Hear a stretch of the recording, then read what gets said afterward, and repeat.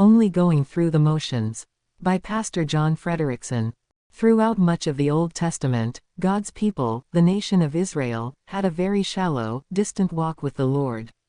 Even though given the unique privilege of having God's written word available, the Lord told the prophet Amos, "They have despised the law of the Lord, and have not kept his commandments." Amos 2:4.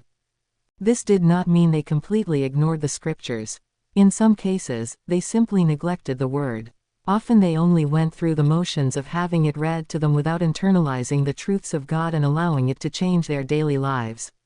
In other cases, after time in a distant, meaningless walk with the Lord, they completely abandoned the sacred scriptures to worship false gods made by the hands of men.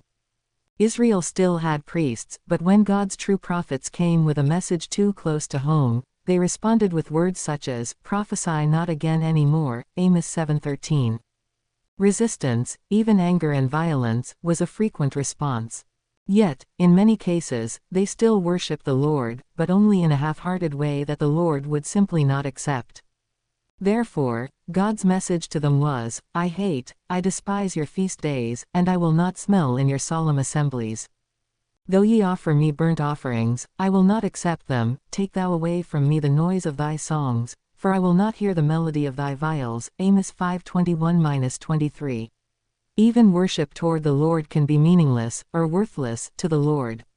This is so when worship is offered with a cold heart, only going through the motions, and without seeking to be continually transformed into the person God wants his child to become. Rom. 12:1-2. Why would the Lord not accept their worship? It boils down to the explanation recorded in both Isaiah and Matthew. This people draweth nigh unto me with their mouth, and honoreth me with their lips. But their heart is far from me. Matt. 15:8, Isa. 29:13. Simply going through the motions of worshiping the Lord is not enough.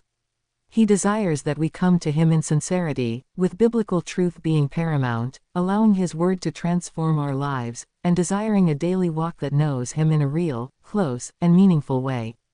Believer, don't settle for just going through the motions of worship. Come to the Lord with a genuine desire to know Him intimately, be conformed to the image of His Son, Rom. 8:29, and do His will. Then, and only then, will your worship of the Lord be truly pleasing to the one who gave His life for you.